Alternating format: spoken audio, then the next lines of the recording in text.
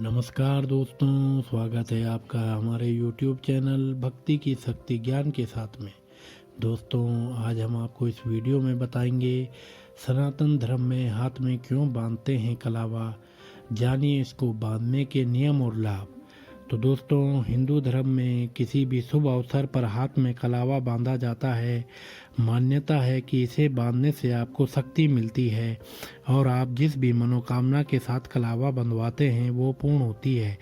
लेकिन कलावा कब बंधवाना चाहिए, इसे कब उतारना चाहिए, क्या कलावा उतारने का भी दिन होता है, हाथ में बांधे जाने वाले कलावा को उतारने के बाद कहाँ रखें, किस हाथ में बांधें, ये सारे ऐसे सवाल हैं जो मूली या कलावा बांधते समय ध्यान में आते हैं।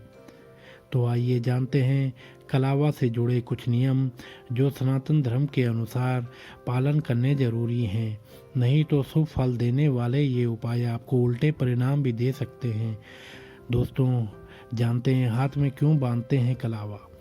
कलावा को हिंदू धर्म में महत्वपूर्ण संकेतों और परंपराओं का हिस्सा माना जाता है।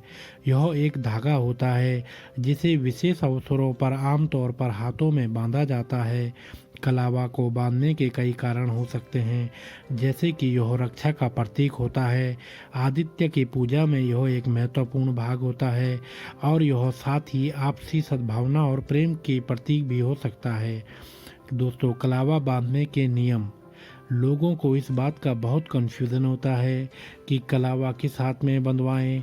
तो आपको बता दें कि सनातन धर्म के अनुसार पुरुष और कुंवारी कन्याओं को दाएं हाथ में कलावा बांधने का नियम है, जबकि विवाहित स्त्रियां बाएं हाथ में कलावा बंधवाएं।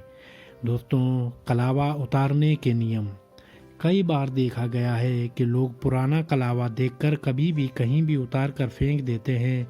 ऐसा करना नकारात्मक शक्तियों को न्योता देने जैसा होता है। मान्यता के अनुसार मंगलवार या शनिवार के दिन आप कलाई में बंधा कलावा खोल सकते हैं। नियम है कि पूजा घर के सामने बैठकर ही कलावा खोलना चाहिए और फिर नया कलावा बांध लेना चाहिए। पुराने उतारे हुए कलावे को किसी भी पीपल के पेड़ के नीचे या फिर बहते पानी में डालना चाहिए। दोस्तों, कलावा बांधते समय इन बातों का रखें ध्यान। कलावा बंधवाने का धार्मिक महत्व तो है ही, लेकिन इसे बांधने के नियमों का पालन करना भी बेहद जरूरी है। कभी भी बिना दक्षिणा दिए कलावा नहीं बंधवाना चाहिए। जिस हाथ में आप कलावा बंधवा रहे हैं उसमें अपनी समर्थ के हिसाब से कुछ भी दक्षिणा रखें और बंधवाने के बाद बांधने वाले को वो दक्षिणा दें। ऐसा करने से आप जिस भी मनोकामना के लिए ये पवित्र लाल धागा बंधवा रहे हैं उसका शुभ फल मिलता है। एक बात का और ध्यान रखें कि कलावे को 3, 5 या 7 बार हाथ में लपेटना चाहिए। शास्त्रों के अनुसार कलावा बांधने से त्रिदेव ब्रह्मा, विष्णु और महेश के साथ तीनों देवियां लक्ष्मी, पार्वती व सरस्वती की कृपा मिलती है।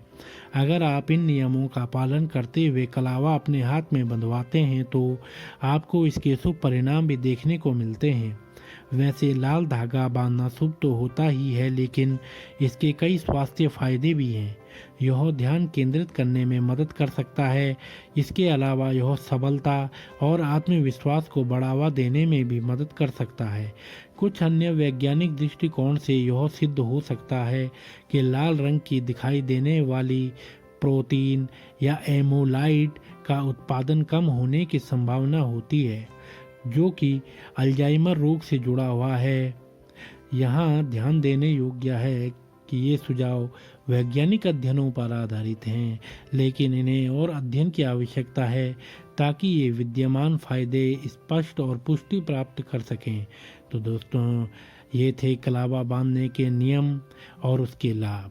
तो दोस्तों, यदि आपको यह वीडियो पसंद आया हो तो आप हमारे चैनल को लाइक, कमेंट, शेयर, सब्सक्राइब अवश्य करें और बेल आइकन दबाना ना भूलें, जिससे हमारी आने वाली सभी वीडियो आप तक समय से पहुंचती रहेंगी। तो आप सभी मित्रों का बहुत बहुत धन्यवाद।